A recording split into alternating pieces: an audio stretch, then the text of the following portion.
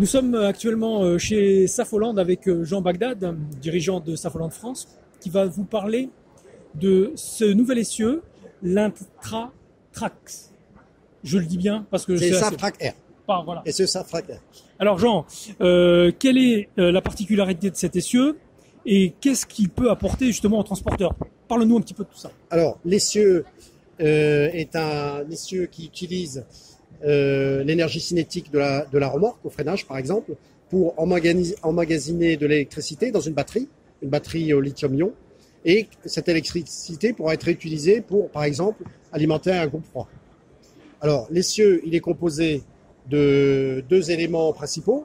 Un, c'est d'abord une génératrice haute tension 640 volts qui a une puissance de 32 chevaux à peu près, et d'une boîte de vitesse avec un différentiel ouvert qui est relié aux deux fusées par un arbre à cames.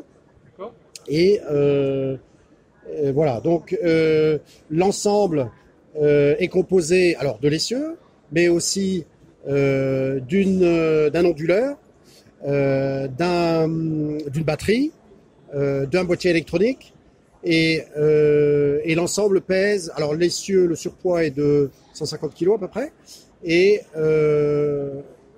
les autres ensembles pèsent 380 kg, donc on est à peu près aux alentours de 530 kg. Il faut savoir que un groupe frigorifique classique, par rapport à un groupe frigorifique classique, un groupe équipé du Saftrac R avec un groupe frigo électrique, on est à peu près à isopoids, pardon. Et l'avantage, c'est bien sûr le bruit. Il n'y a aucun bruit, puisqu'il n'y a plus de moteur thermique, baisse de consommation, puisque on n'utilise que l'électricité. Et puis au niveau de l'écologie, donc c'est un sujet très important également.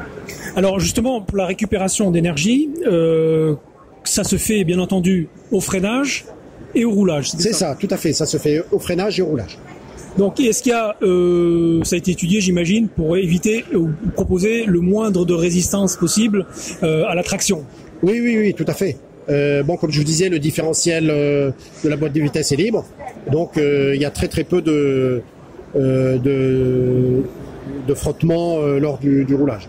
Ce que je voulais aussi indiquer, un point important aussi pour la maintenance, c'est que on a gardé au niveau du freinage les composants classiques, c'est-à-dire le freinage est identique à un essieu classique. Donc vous pouvez utiliser les mêmes plaquettes, les mêmes disques, etc. Ça c'est effectivement très avantageux parce que ça évite d'avoir différentes références. Au moins vous avez une simple référence pour les plaquettes, pour les disques, etc. On reste sur quelque chose d'assez commun. Et ça c'est vraiment très avantageux. Alors Jean, ça a été proposé sur quelle marque, chez quel constructeur ça pour l'instant? Alors aujourd'hui nous sommes en pré-série. On va démarrer une pré-série de 50 essieux à peu près, et nous équipons la société Lambéré et la société Chéreau avec le Saftrac R. On a un autre essieu qui s'appelle le Saftrac E, celui-là il est moteur, et il équipe la société Fluor. Très bien. C'est parfait. Ça nous donne tout de suite une idée, un petit peu ce que peut être l'avenir des essieux de semi-remorque, notamment dans l'évolution de tout ça. Oui, Jean? Et démarrage série prévu en septembre 2022.